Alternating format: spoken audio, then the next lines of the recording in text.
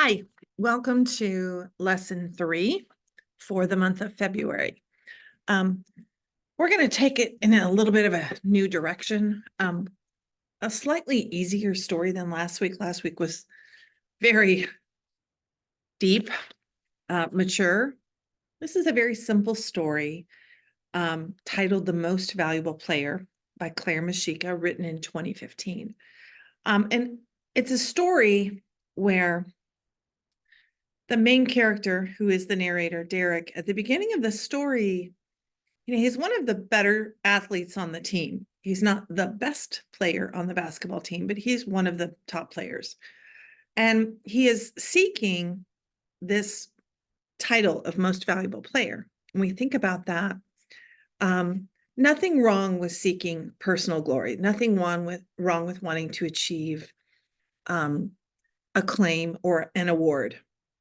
But when you play a team sport, you recognize that there is a little bit more to it than that, that you have to take into account what is best for the team. So Derek, the main character, has kind of a switch by the end of the story. And we see this in real life. Recently, the Super Bowl was just a week and a half ago. Patrick Mahomes from the Kansas City Chiefs, who plays the quarterback, was the most valuable player. Is it always the quarterback? No. It often is, because the quarterback is such a central athlete in football. He is, he's part of every offensive play and scoring.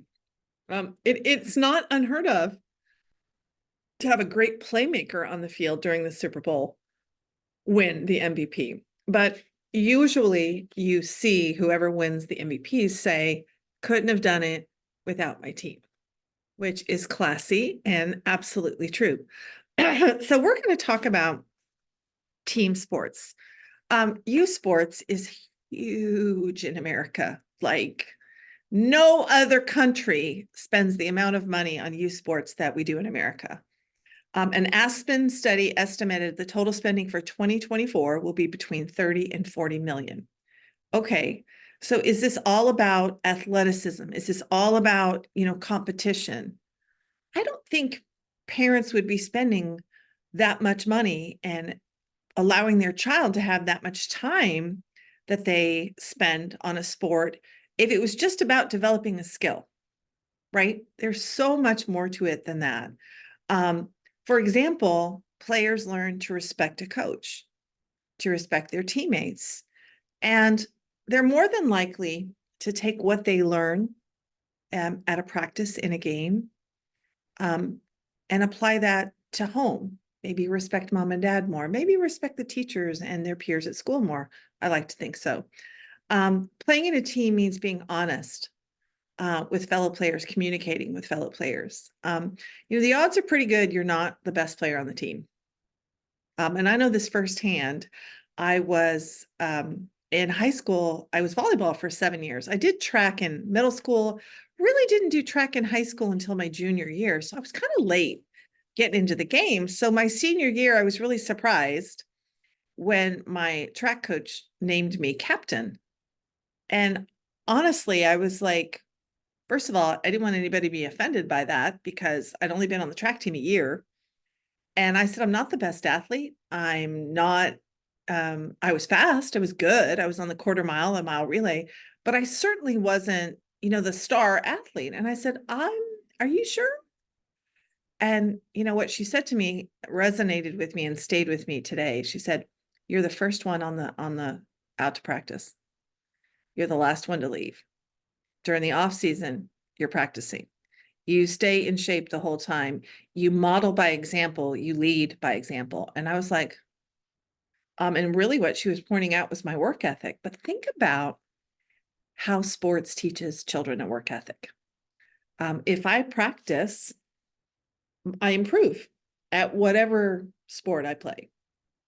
The more I put into it, the more I take away from it, right? And so this is going to be a cause and effect essay today. Teamwork. Oh, I mean, let me just tell you, you have to communicate. You have to uplift your teammates. You have to cheer them on when things aren't going well. When things are going well, let's keep up the momentum.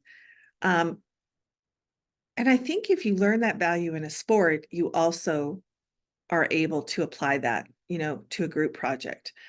Let's say to a job in life, to a future job in life. The odds are pretty good you're going to have to work with a team of people.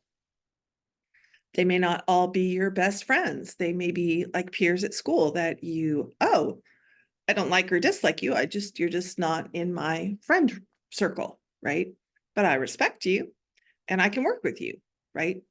So the story, The Most Valuable Player, we're going to look at specific textual references because that is something you're going to have to learn on the STARS test. We're going to read some comprehension questions, which I was told by my students I was too nice. I will make them harder next month, I promise. And then we're going to make an application. And the application really starts on page 6 and 7. I probably won't read this through with you, but basically it's saying when kids today play sports, it prepares them for life. So if you go to page 5, you'll see a list of definitions. Life skills are the knowledge and skills people need to live to become responsible and independent in life. All of the skills listed below: respect, honesty, teamwork, self-control, perseverance. Transferable just means they're able to be moved from one place or situation to another. So the skills, the sports skills, the life skills you learn while playing sports transfer into the classroom, onto the playground, into your house, into your job, into the community. So respect, a positive feeling or deferential action showed towards others or someone considered important or held in high esteem. My sweet little 5th graders on Saturday said, it just means encouraging others, being kind, complimentary, showing sportsmanship. And I said, you're exactly right. That is what respect is.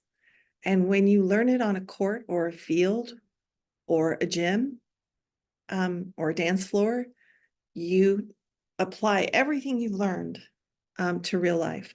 Honesty, being fair and truthful, not lying, deceiving, stealing, or cheating. And they said, playing by the rules, being fair, self-actualization, kind of how I felt about myself. Even self-deprecating, like when you mess up, odds are pretty good you're going to fail at sports. Odds are pretty good you're going to lose most of the time. And I think sports teaches us failure is okay.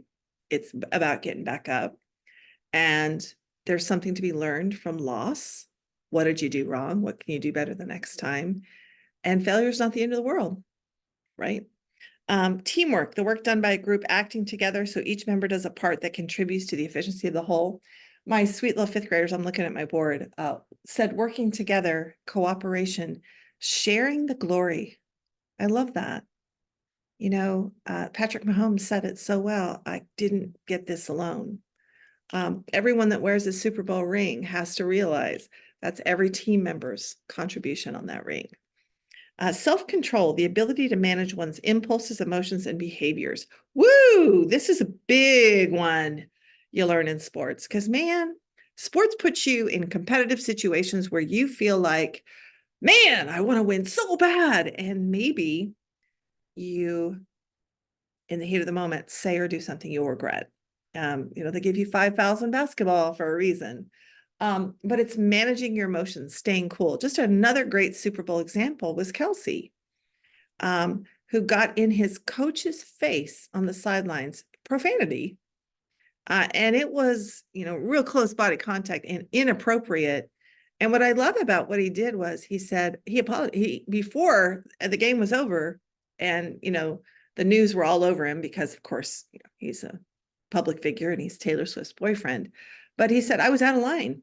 I asked I said, I'm sorry to my coach. I asked him for his forgiveness and I told him I was out of line and I apologized. And I thought, what a class act to recognize that this is a Super Bowl game. This is a lot on the line. And he crossed the line and he recognized that. So I love that. Perseverance, persistence in doing something despite difficulty or delay in achieving success. Wow. You keep going, you don't quit. And we're going to see that in the story today. It's to the very last second. And we also saw that in the Super Bowl. I mean, that game, I don't even know how the Chiefs won. I don't. They were losing the whole time. Like, I didn't think they were going to win the game. The 49ers looked really, really good. I thought they had it. But that just goes to show you it is not over until the last second on the clock, right? And we have to look at that with maybe schoolwork. And I remember, vividly remember in high school, forgot an assignment. And I think it was a math assignment. So I'm really good in math. So it really wasn't a hardship for me to get it done quickly. And my friends were like, just let it go. You're not going to get it done. I was like, oh no, I'll be getting it done. And I mean, I probably shoved food in my mouth really quickly for lunch and took my whole lunch period and any passing period I had. And boy, did I have that assignment done. You don't quit. You don't just say, I'm not going to do my work. Oh, it's been 2 weeks. I didn't do Mrs. Hensel's essay. I'm just not going to do it. Well, I think you know what happens when you don't do that, because the same thing happens in sports. If you quit, you know, no risk, no reward, no pain, no gain. You will gain nothing by quitting. We all know that. Okay, so here comes the story, the most valuable player. The red numbers on the clock showed that there was 1 quarter left in the game. In just 8 minutes, each team would win the 7th grade championship. The score was tied at 24. Our sweaty team huddled around Coach Sanchez. Pass it around and don't get boxed in, he warned. When you're open, shoot. We stuck our hands into the middle. Go Eagles! Back on the floor, Brandon had the ball. I was open, but he passed it to Cole. Cole had a great turnaround jump shot, but I was a good shot too. In fact, we each had 6 points so far, but Cole was more popular and the team fed him the ball. 7 minutes on the clock. The Kings took possession of the ball and tied the score. Then Cole was fouled and sank his 2 free throws. That added 2 points to our team's score and to the score in my head. It shouldn't have mattered, but for once, I wanted to outscore Cole. I wanted to show the team that I could be the MVP, most valuable player. The Kings dribbled down, but Jeff stole the ball and threw a long, hard pass to me. I saw Cole running toward the bucket, but no one was guarding me either. I dribbled in and shot. The ball swished through for 2. Cole slapped my hand. Good shot, Derek. Thanks, I said. I didn't worry about whether or not I should have passed the ball. Cole had his fair share of chances. 6 minutes.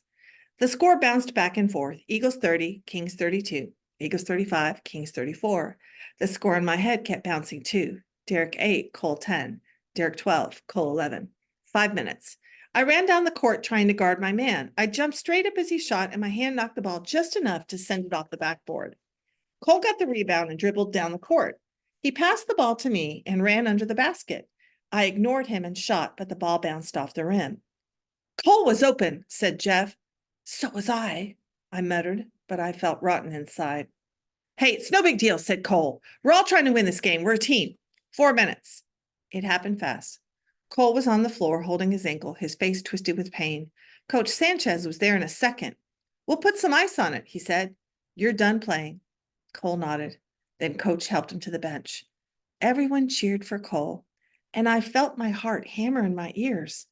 Now I was going to be the MVP without a doubt. 3 minutes. We were up by 4. Brandon took the ball down and passed it to me.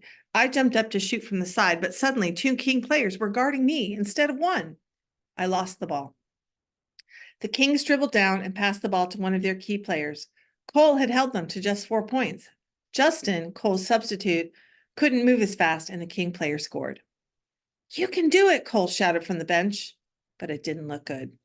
Every time I got the ball, the Kings double-teamed me. They figured that with Cole gone, they could shut me down and win. Cole had helped divide their attention before, and he'd guarded one of their best shooters. I'd never thought about how much that helped my game. Now we were down by 1. Our school had a shot at its first championship, but time was running out. All of a sudden, more than anything, I wanted our team to take home the trophy. 2 minutes. Time out, called Coach Sanchez, and we ran off the floor. We need points, guys, said Coach, as we crowded around him. Get it to Brandon, I blurted out. They're leaving him open while they double-team me. Everyone looked at Brandon. He hardly ever shot. Give it a try, said Coach. 1 minute.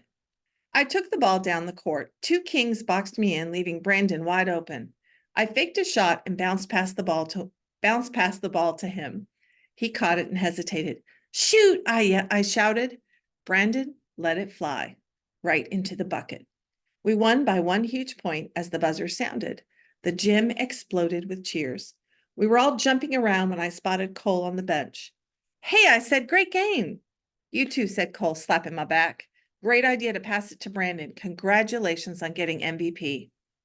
I'd been waiting a long time to hear those words, but they didn't seem so important now. Thanks, I said. It was a team effort, and I finally understood just what that was. Okay, so I'm going to share the screen, and I want to show you, put myself down here, a couple of quotes in the story that are really, really important. At this point in the story, at the 5-minute mark, Derek is running down the court, guarding his man. His man takes a shot. He knocks the ball. So the Eagles recover the ball. Cole got the rebound and dribbled down the court. He passed the ball to me and ran under the basket. I ignored him and shot, but the ball bounced off the rim. Cole was open, said Jeff. So was I muttered, but I felt rotten inside. Okay, right here, I'm going to highlight this. Whoa, that's not what I meant. No, that is not what I meant to do. Okay, that's what I meant to do. Hey, it's no big deal. We're all trying to win this game. We're a team. If you go to your outline, you will see what we're going to try to prove today. Specific textual passages throughout the story show how the players understand the value of teamwork. This is the first example. What you need to do is set up what happens before that quote. You know, we have a situation here where they got the ball back, right? And Cole took the ball, passed it, or Cole got the rebound, passed it to Derek. Derek, meanwhile, is dribbling down the court. Well, Cole's underneath the basket. Logically, you know, your team, when you're trying to win a championship, you have to work together. Derek should have passed it to Cole because he had a better chance being underneath the basket of scoring the shot. He probably would have had time, if it didn't make it, to rebound the shot and get it back in. So when Derek missed the shot, Jeff called him out. Cole was open. And I think he knows when he says, so was I, but I felt rotten inside, he made the wrong call. So why did he make this call? Because at this point in the game, Derek is still focused on MVP. He's still focusing on his own glory. I want to score more points than Cole, right? Okay, then we have Cole going down here in the game. We have Cole going out with an injury. When we go to this point in the story here, which is, I'm doing this for a reason because this is how I did it in class. I highlighted it for you. It's tied. The game is tied and it's close. And the coach is like, we need points, guys. We can't win unless we score. And there's a selfish thing here said by Derek. Get it to Brandon. They're leaving him open when they double team me. Well, if you notice right here in the story, he's recognizing what's going on. Every time he got the ball, the Kings double teamed him, which was really strategic and smart. They recognized that Cole and Derek were the top shooters in the game. With Cole out of the game, they had a better shot of winning. So if they take out Derek as well and stop both shooters, they have a chance of winning. And I think this is the revelation here where Derek says, and it's right here in red, Cole had helped divide their attention before. He guarded one of their best shooters. I'd never thought about how much that helped my game. This is an epiphany, really. This is Derek realizing, oh, maybe I couldn't even be MVP without Cole, right? He helps me, I help him. So here we have at the end of the story, and this is what I think you should probably, I'm going to highlight for you, because what happens before that is Cole, you know, who's been sitting on the bench injured, says, great idea to pass it to Brandon. Congratulations on getting MVP. I'd been waiting a long time to hear those words, but they didn't seem so important now. something miraculous has happened, ladies and gentlemen. Derek is putting the team before his own needs. When he says thanks, it was a team effort, and finally I understood just what that meant. So when you go to your outline here, those three quotes, okay, and I'm going to put quotes highlighted in yellow.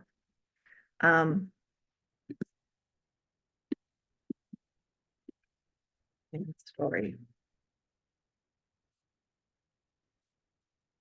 That will help you know. I don't want you to copy the words I've given here. These are my words. I don't even like what I said at the end here. I think I said, Jeff, when Derek shook and did not pass the ball, but his words were meant to show the team should be put first, something like that. So I'm going to change that just a little bit. But I want this in your words. Okay. I don't want my words. Okay. So I'm going to put these words in blue in your own words. Do not copy me. Just a reminder, not just to you, but to everyone who's going to complete the assignment, right? Okay. So that is body one. You're going to take the quotes, tell me what happened before, set up the scene, and then explain how it showed teamwork. So throughout the story, the author's use of dialogue made it abundantly clear the only way for the Eagles to win the championship was to work as a team. And those are the three quotes, ladies and gentlemen, that really stuck out. Okay. I'm not going to share the questions. I'm just going to hope that you go through them with me. Here we go. Question one. What is the central message of the story? Working together as a team can help players accomplish more than what they could do on their own. Sounds pretty good. Sports can develop strong friendships. True. It's wise to focus on individual awards to always better yourselves in sports. Sports players should focus on doing whatever it takes to win. So obviously the best answer is A. Which statement from the textual references best shows Derek's motives at the beginning of the story were not only selfish, but could have hurt the team? That's a three-part question. So if you look at A, B, C, and D, there are two we can eliminate. Paragraph 23 and 26 are at the end of the story. C and D are out. So we're left with A and B. I wanted to show the team I could be the MVP, most valuable player. Okay, that is a little selfish, but it didn't hurt the team. So B is correct because he passed the ball and ran under the basket. I ignored him and shot, but the ball bounced off the rim. He took the shot when he shouldn't have. Okay. Number 3, how does Eric feel whenever Cole scores each time during the game? He's happy their team will likely win the championship. He's worried throughout the game that Cole's going to score more points than he will and win the coveted MVP award. He's jealous that Cole's more liked by his teammates than he is. He's concerned he's not scoring enough to impress his teammates. And the answer is B. It was all about the MVP. What happens to make Derek understand the value of teamwork? Okay, this question's pretty funny because 3 of the things mentioned here never happened in the story.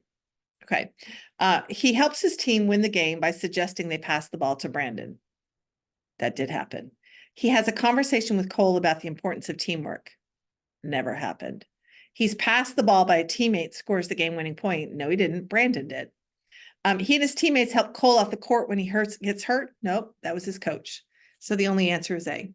Number 5, which statement from the textual reference best shows Derek's motives at the end of the story were selfless and meant to help the team? I wanted to show the team that I could be the MVP, most valuable player. Well, okay, first of all, I don't even have to read A and B. That's paragraph 5 and 11. I can just go to C and D, right? Now we were down by one. Our school had a shot of its first championship, but time was running out. Okay, get it to Brandon. I blurted out. They're leaving him open when they double team me. End of the story. Selfless meant to help the team. No brainer. Which statement from the textual reference best shows Derek finally understood personally winning the MVP was not as important as the entire team winning? It shouldn't have mattered, but for once I wanted to outscore Cole. I wanted to show the team that I could be the MVP, most valuable player. Okay. No. Cole had helped divide their attention before. He'd guarded one of their best shooters. I'd never thought about how much that helped my game. Yes. Great idea to pass it to Brandon. Congratulations on getting MVP. I'd been waiting a long time to hear those words, but they didn't seem so important now. Yes. Everyone cheered for Cole, and I felt my heart hammer in my ears. Now I was going to be the MVP without a doubt. A and D are irrelevant. B, though good, we want to answer which reference best shows Derek understood winning the MVP was not as important, and that would be C. Which statement from the textual reference best shows how Cole understood winning the game meant working as a team? This is Cole, so be careful you know who they're talking about. And Cole got the rebound, dribbled down the court. He passed the ball to me and ran into the basket. I ignored him and shot, but the ball bounced off the rim. Irrelevant. Hey, it's no big deal, said Cole. We're all trying to win this game. We're a team. We can stop right there. It's B. We're going to go ahead and go to C and D just to make sure. I saw Cole running toward the bucket, but no one was guarding me either. I dribbled in and shot. The ball swished through for two. That was Derek talking. You can do it, Cole shouted from the bench, but it didn't look good. So obviously B. All right. So to end this, and 6 and 7, just kind of read for information. Body 2 is going to be the application. Okay. So body 2, and I'm going to go ahead and share the screen one more time, just to kind of go through the outline with you here. Okay. Okay. So our lead here today, youth sports in the United States is big business. An Aspen Institute study estimated total spending on youth sports in 2024 will be somewhere between $30 and $40 million. The good news is kids who play sports not only develop athletic skills, they can transfer learned sports skills to real life situations. So I've given you 3 examples here. I actually already went over those in class at the beginning. So we're going to prove today the short story, The Most Valuable Player. This is our thesis by Claire, Mashika, explains, need a comma there, important lessons learned from playing sports are transferable to life. Okay, we did body 1, so we're going to switch to body 2, and this is the real world application. While playing sports, players can take the valuable skills they've learned and apply them to real life. One necessary transferable skill athletes learn is mutual respect of their teammates. 2 is just to get you thinking. As an example, in the story, basketball players were expected to pass the ball to their teammates if they were open. This was a smart decision as this player was more likely to score. And it's a sign of respect that you share, that you lean on each other. How would this respect be transferred at home or in the classroom or at church? A second life skill which can cross over from sports to life is obviously perseverance. We don't quit. The Eagles team, typos there, refused to give up and played to win until the last possible second of the game. So this is that example I gave you where, you forget a homework assignment. You don't just quit. You get it done. Maybe it's not your best effort, but you put some effort into it. A final life skill clearly shown in the game situation in the story was self-control. Cole was able to put the needs of his teammates above the need to be named the MVP, and Derek learned this by the end of the story well. I don't know that I like that. It's not the best. How can you learn self-control on the field and in real life? So all in all, sports allows for players to transfer skills they learn while playing, such as respect, perseverance, and self-control to real life. I actually think self-control is something the martial arts teaches abundantly well, probably more than any other discipline. Martial arts is really good about self-control and obedience and knowing, being self-aware. So when it comes to playing sports, the benefits to athletes are not just about developing skills in a specific discipline, but transferring them and incorporating them to real life situations. And this is the conclusion right here. It just wasn't labeled. There's a valid reason so many parents in the US sign their children up to play youth sports. Playing a sport requires a child or teen to work hard. They often develop a strong work ethic. They recognize teams who put in the time and effort are winning teams. Similarly, athletes understand the need to stay in shape, how to eat the right foods to fuel their bodies, and this creates good life habits. So you see a cause and effect relationship. Finally, most sports require working with others as a team, and this can be hugely beneficial in the real world. Most jobs need team players who can work well with staff and other personnel. All in all, kids who play sports have an advantage when it comes to applying them to life, and I truly believe that. So this is a cause and effect essay. When this happens in sports, it's transferred elsewhere. When it happens there, it's transferred here. If it happens there, it's transferred here. And I'm going to give you a little latitude on that one. This is a third person point of view, as you can see, and you need to show cause and effect. All right. I'm going to stop sharing. This concludes lesson 3 for February 2024. And have a great day, and thank you for watching. And I would submit your essay pretty quickly. Don't wait.